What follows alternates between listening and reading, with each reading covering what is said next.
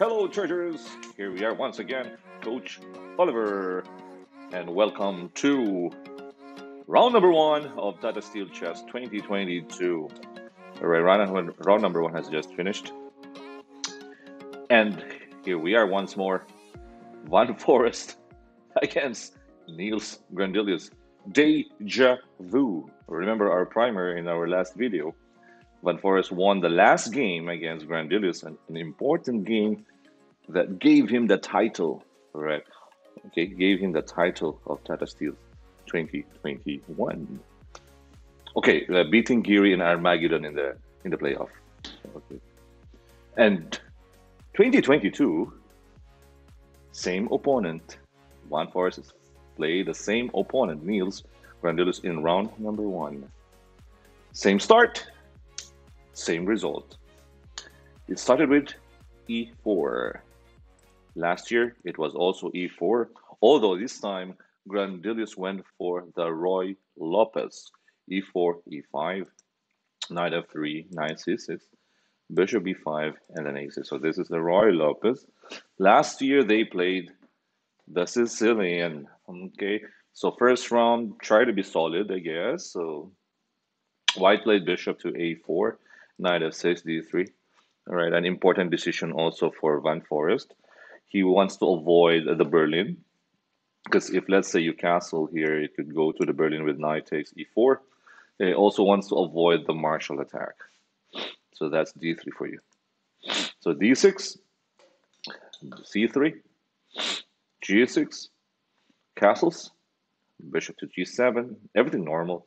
Rook e1, continuing the development with castling, continuing the development with knight b d2, centralized rook with rook e8, knight f1. This is typical in the Italian or the Roy Lopez, putting the knight from b1 to d2 to f1. Now you have to choose between d3 or g3, but in this case, with this setup of g6, it's better to put that knight on e3.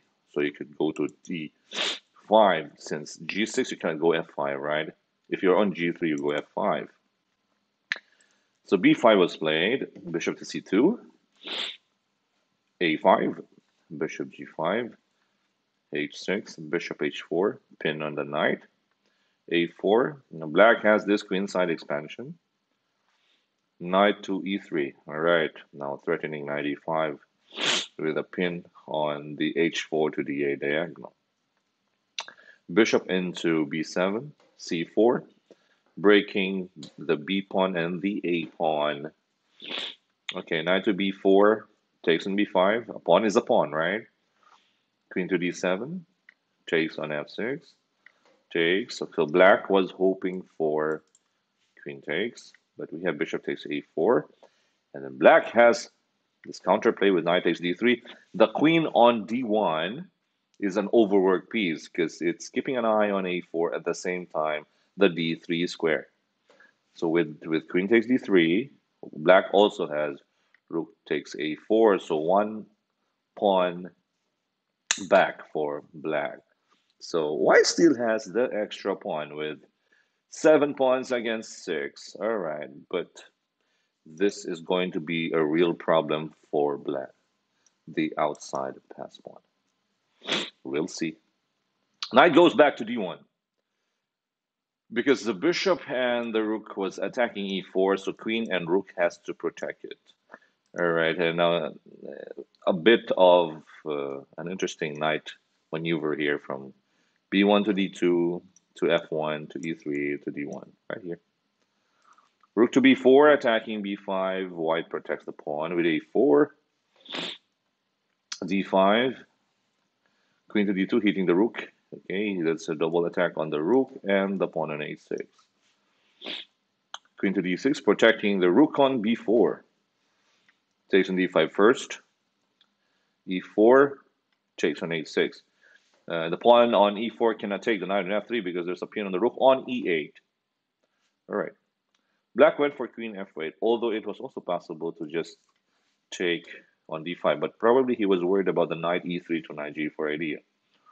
So he went for queen, so after queen h6, queen f8, takes the rook, takes the queen, takes with the king.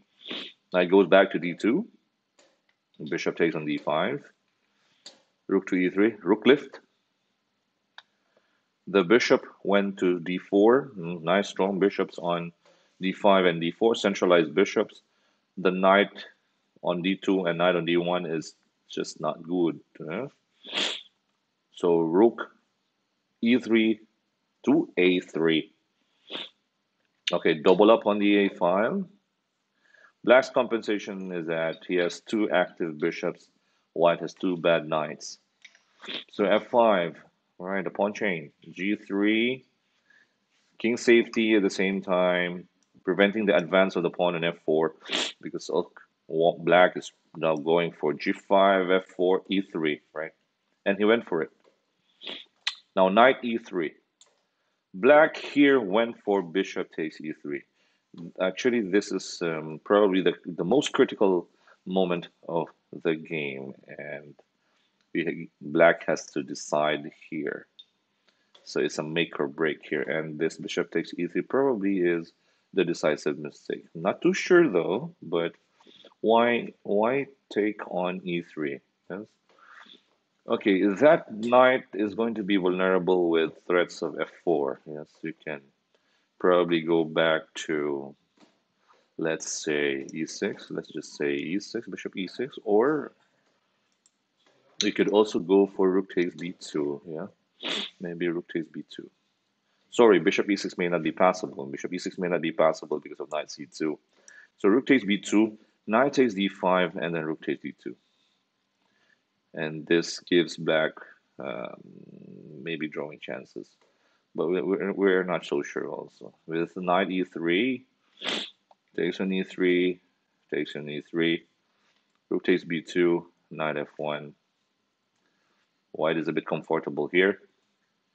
Bishop c4, or maybe this one. The last mistake, yeah. The last mistake, this bishop to e4. Rook c3, bishop on e2, rook to c1. The rook goes to a8. Okay, black was hoping for rook takes and then rook takes b5. Bad pawn on e3. But then again, he missed this move, rook c2, hitting the bishop and the rook takes. At the same time, you're also attacking the c7 pawn. Okay, he went for bishop f3. Now let's look at bishop d3 here. If bishop d3 is the same, rook takes, right? If you takes on, if black takes on a4, that's b6. Because the king is on the last rank, yes? And we just have to play b7. If you play the rook from behind, you have rook c8 and then promote. And if, let's say, you pin the knight, there's no mate, yes? There is no mate. Whether you capture it with the rook or the bishop, there's no mating a net, yeah? So white will just promote his pawn on b8 or wins the exchange with, okay, let's say rook takes, king goes to g2, you go rook b1, rook to c8, and if you play king e7, just b8. Okay, the rook is superior than the bishop. So bishop f3 was played. Rook c4, protecting a4, king e7, tempo takes, and then back, eat and run, and we have connected pass pawns. Bishop goes to e2, rook b4, okay, protecting both pawns. And now the b pawn is ready to go. Rook to c8, knight e2, maybe not needed. You can just simply push it. Same idea as earlier, but okay, safe also knight e2. Nothing much is. Oh, look at that b6. Rook c1 check. King goes to f2. Rook c2, b7, and here black resigned. And in the first round of the Tata Steel Masters, Van Forest won once again against Grandilius. So he is part of the three players tied for the lead in round number one because Magnus Carlsen drew his game against Isipenko. Probably a good result for Magnus because last year he lost to the same guy, Isipenko. Other games were drawn. Giri against Pragnananda was a draw. And what else? Who else had a draw? Mami Jarov against Dubov was also a draw, although that was a bit questionable because I didn't like the draw there because it was still very rich. Yeah, it was still a complicated position. The last position was still complicated. There were still a lot of things to play. Yeah, but they called it a truce. Not too sure about that. Okay, the other decisive games we have Duda winning over Rapport and also Vidit, the last game to finish, Vidit against Shankland. All right. But we focus on this game because this was our primer, Van Forest against Grandilius, and the same on the same day, okay, in the first round, it's still the same guys playing against each other, same result. Yes, probably Niels couldn't sleep tonight, yeah, with this loss against Van Forest. He would probably go to the forest and find an answer. All right, guys, thank you so much for supporting again our Charge Max Chess channel on Facebook and YouTube. We will continue to give you fun and exciting presentations in the days to come. And tomorrow, watch out for round two highlights, everyone. This is Coach Oliver. I'm signing off. Bye bye.